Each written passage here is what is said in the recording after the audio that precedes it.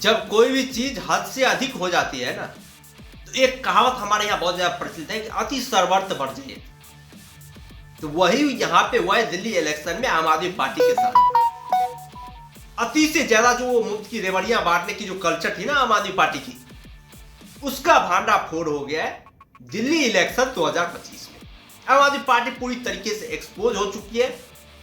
जो उन्होंने कांड किए थे और दर्शकों को, जनताओं को जो लॉलीपॉप चटाने की उन्होंने कोशिश करी थी, वो मॉडल पूरी तरीके से केजरीवाल का विफल हो गया। और ऐसा विफल हुआ है भैया पूछो ही मत। जो आम आदमी पार्टी दिल्ली में क्लीन स्वीप करके चल रही थी, पिछले 2 बार के इलेक्शन में लगातार जो एक तरफा जीत हासिल कर रही थी, उस आम आदमी पार्टी की हालत ऐसी हो गई है कि भाई जो इनका गढ़ माना जाता था दिल्ली, जिस दिल्ली वासियों को ये लोग अपना गढ़ मानते थे, वहां से जो है आम आदमी पार्टी जो है हार गई है। 10 साल शासन करने के बाद अब आम आदमी पार्टी का कार्यकाल पूरी तरीके से खत्म हो गया है।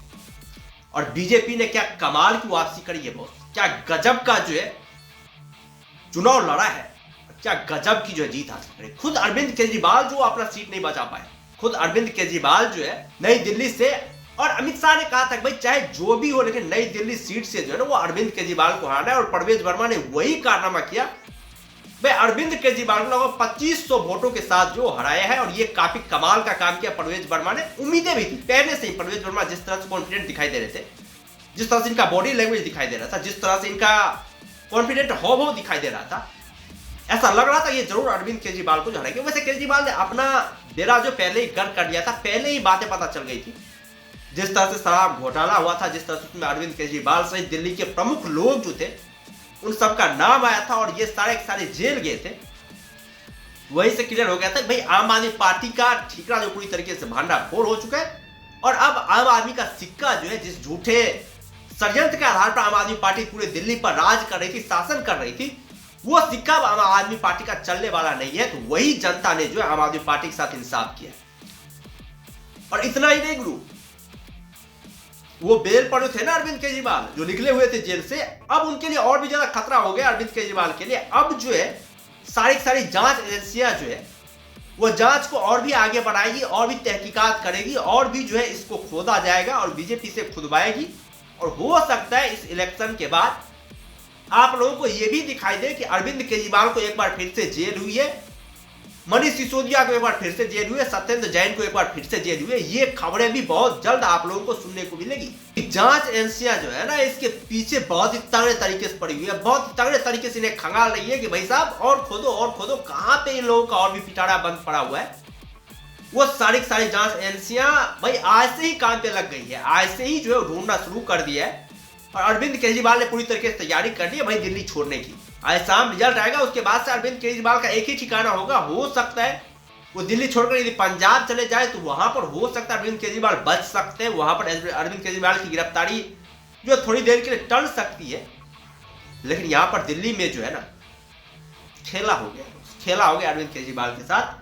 और अरविंद केजरीवाल बहुत जल्द जेल में जाने वाले। सारे बड़े बड़े नेता जो जिन्होंने बड़े बड़े गुनाह किए हैं ना, उन सबका भांडाफोड़ होने वाला और सारे जेल में ठूसे जाएंगे। क्योंकि भाई बहुत बड़ा घोटाला हुआ था, और ये जनता के साथ जो धोखाधड़ी थी भाई, एक तो कोविड काल में भाई जनता को वैसे ही हालत वो खराब हुआ था, वहां पे दारू बेचना और अपने प्रॉफिट के लिए बेचना, जनता के भावनाओं के साथ खिलवाड़ करके।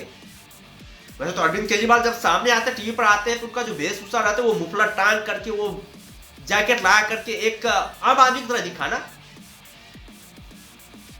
वो जो है ना उसके पीछे वाला बैकग्राउंड जो है ना वो उससे ठीक अलग, वो उससे अलग अरविंद केजरीवाल है। इनके आप लोगों ने घर देखे दिल्ली में,